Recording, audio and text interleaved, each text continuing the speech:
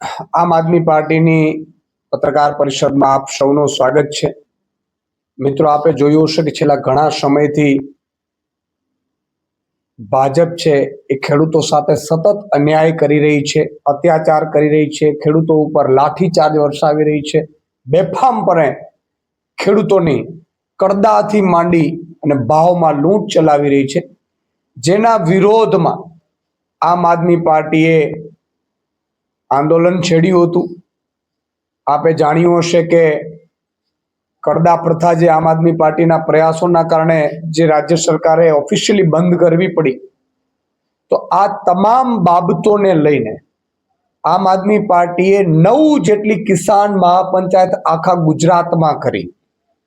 જામ ખંભાળિયાથી શરૂ થઈ અને ગતરોજ કચ્છમાં અમે 9મી કિસાન મહાપંચાયત કરી. એમાં ઉત્તર ગુજરાત, મધ્ય ગુજરાત, દક્ષિણ ગુજરાત અને સૌરાષ્ટ્ર, અને સાથે સાથે લગભગ 8000થી વધુ ગામડાઓમાં કિસાન ન્યાય પંચાયત કરી અને ખેડૂતોની શાઇન કેમ્પેન અમે કરાવડાવી હતી. અમારા જે 10 મુદ્દાઓ હતા એ મુદ્દાઓની માંગણીઓ સાથે ખેડૂતો પાસે અમારી ટીમો ગઈ હતી, ગામડે ગામડે, તાલુકે તાલુકે, અને એમાં લગભગ 80000થી વધુ ખેડૂતોએ સિગ્નેચર કરી અને અમને સપોર્ટ કર્યો છે આ 10 મુદ્દાઓને લઈને. તો આ 10 મુદ્દાઓની જે માંગણીઓ છે એ માંગણીઓ હું ફટાફટ એમાં લેતો જઈશ. તમામ મંડીઓમાંથી કરદા પ્રથા તાત્કાલિક બંધ કરવામાં આવે અને કાયમી ધોરણે બંધ કરવામાં આવે અને તમામને જેલ ભેગા કરવામાં આવે. આ બધી માંગણીઓ છે, વ્યાજબી છે, પોસિબલ થઈ શકે એવી માંગણીઓ છે. ખેડૂતોના પાકને એપીએમસી માર્કેટ સિવાય ગોડાઉન કે ફેક્ટરીમાં પહોંચાડવા માટે દબાણ કરવામાં ન આવે. સમગ્ર રાજ્યમાં કમોસમી વરસાદથી અસરગ્રસ્ત દરેક પાકના ખેડૂતને, ભાગિયાઓને અને મજૂરોને, શ્રમિકોને પંજાબ સરકારની જેમ હેક્ટરે 50,000 વળતર આપવું અને એની એક જ મહિનામાં ચૂકવણી કરવી. આ મારી ત્રીજી માંગણી છે. આપે જોયું હશે કે પંજાબમાં આમ આદમી પાર્ટીની સરકારે દરેક ખેડૂતને એક જ મહિનામાં હેક્ટરે 50,000 રૂપિયા ચૂકવણી કરી છે. જ્યારે ગુજરાત સરકારે અહીંયા 10,000 કરોડનું પેકેજની મોટી વાહવાઈ લીધી, પરંતુ 22,000 રૂપિયા હેક્ટરે આપવાની જાહેરાત પણ કરી, પરંતુ માત્ર 2400 કરોડ રૂપિયા ચૂકવાના છે. પછી ગુજરાત સરકારે ચૂકવવાની મનાઈ કરી દીધી છે અથવા તો એ ગલાતલા કરી રહી છે. અને એમના અમારી પાસે પુરાવા છે.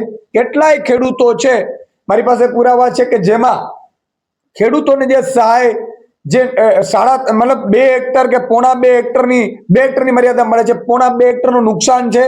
ખેડૂતોએ વીસી મારફતે 2.5 હેક્ટરનું ફોર્મ ભર્યું, જ્યારે ઉપરથી સહાયની જે આંકડા છે એ બદલી અને 0.30 કરી દીધું, એટલે કે માત્ર 30 ગુઠા કરી દીધા. આ પ્રકારની જે ગેમ ભાજપે ખેલી છે, એટલે એને રૂપિયા ના ચૂકવવા પડે એ માટે એને કર્યું છે, જે માત્ર 2400 કરોડ રૂપિયા ચૂકવાયા છે. બાકી કોઈ ખેડૂતોને ચૂકવવામાં ઠાગાઠૈયા કરી છે. એટલે એક તો 50,000 રૂપિયા હેક્ટરે પંજાબ સરકાર આપ્યું, ભાજપે ન આપ્યું. 22,000 આપ્યા, 22,000 જાહેર કર્યા તો 22,000 પૂરા ન આપ્યા. એટલે આ એક મુદ્દો છે. પછી ડેરી ને પશુપાલકોને તમામ સંઘોમાં ભાવફેર સીધો તેમના ખાતામાં અને સમયસર મળવો જોઈએ. આ મારી માંગણીઓ એવી છે કે જ્યાં સૌરાષ્ટ્રમાં આજે પણ બેફામપણે ડેરીઓમાં લૂંટ ચાલે છે.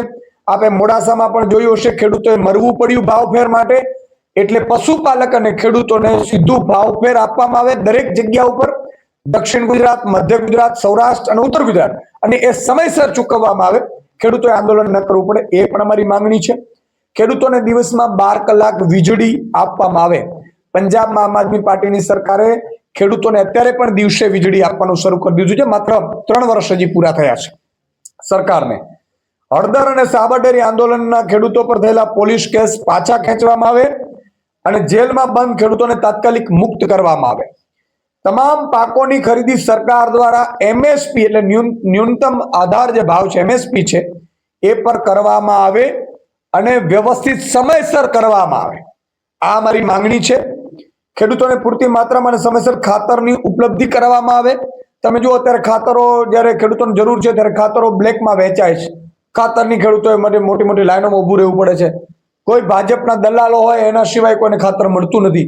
એટલે આ જે આખી વસ્તુ છે એ બંધ કરવામાં આવે ને એવી વ્યવસ્થા કરવામાં આવે કે ખાતર સમયસર એની ઉપલબ્ધિ કરવામાં આવે. શેરડીના ઉત્પાદક ખેડૂતોને સુગર મિલો પાસેથી બાકી ચૂકવણી કરવામાં આવે અને બંધ મિલો ફરીથી શરૂ કરવામાં આવે. અને દર વર્ષે સીસીઆઈ દ્વારા જે કપાસની ખરીદી કરવામાં આવે છે એ 1 ઓક્ટોબરથી દર વર્ષે શરૂ કરવામાં આવે. એમાં પણ આ લોકો નાટક કરે છે. તો મિત્રો, આ માંગણીઓને લઈને અમે નવું કિસાન મહાપંચાયત કરી છે. ખેડૂતોને 80,000 ખેડૂતોની સાઇન કેમ્પેનમાં સાઇન લીધી છે અને અમે મુખ્યમંત્રીને મળવાનો સમય માંગ્યો છે. અમારા માનનીય ધારાસભ્ય શ્રી ગોપાલભાઈએ લેટર લખી અને મુખ્યમંત્રીને અમારું પ્રતિનિધિત્વ મંડળ માટે સમય માંગ્યો છે. આવતીકાલે અમે ધારાસભ્યશ્રીઓ, અમારું પ્રતિનિધિત્વ મંડળ, હું મારા સહિત બધા મુખ્યમંત્રીને મળવા જશે અને મુખ્યમંત્રીને અમારી આ 10 માંગણીઓ છે એની અમે રજૂઆત કરવાના છીએ અને માંગણીઓ પૂરી થઈ શકે એમ છે. જો પૂરી નહીં કરે ભાજપ સરકાર તો પછી આમ આદમી પાર્ટી આંદોલન છેડશે.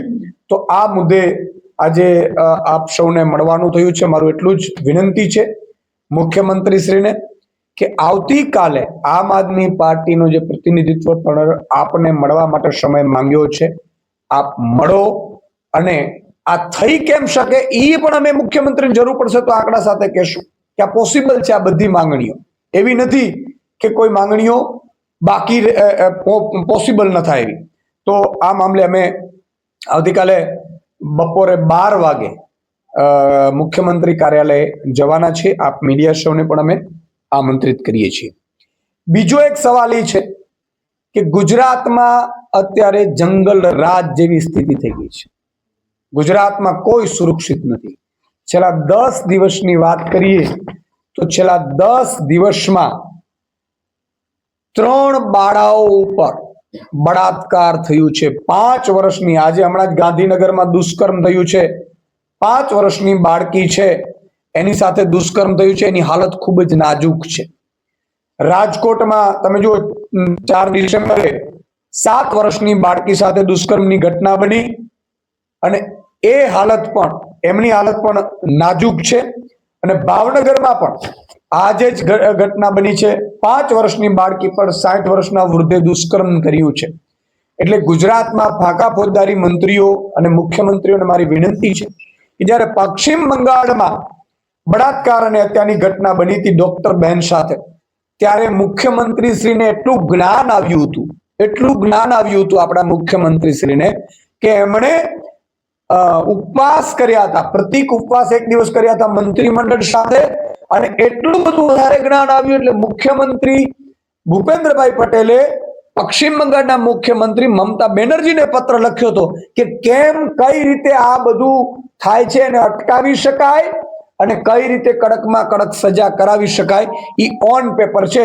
ત્યારે મારે મુખ્યમંત્રી શ્રી ભૂપેન્દ્ર પટેલને કહેવું છે કે આ ગુજરાતની દીકરીઓ ઉપર બળાત્કાર, 5-5 વર્ષની ફૂલ જેવી દીકરીઓ ઉપર બળાત્કાર થયું છે.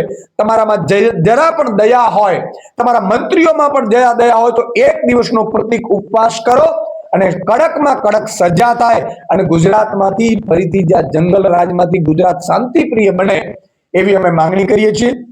અત્યારે ગુજરાતમાં જુઓ, બેફામપણે દારૂ વેચાય છે, ડ્રગ્સ વેચાય છે, બેફામપણે અત્યારે દીકરીઓ ઉપર બળાત્કારો થાય છે અને છતાંય કોઈ કાનૂન વ્યવસ્થા નથી. કાનૂન, પોલીસનો માત્ર ને માત્ર ઉપયોગ ખેડૂતોને કચડવામાં કરે છે.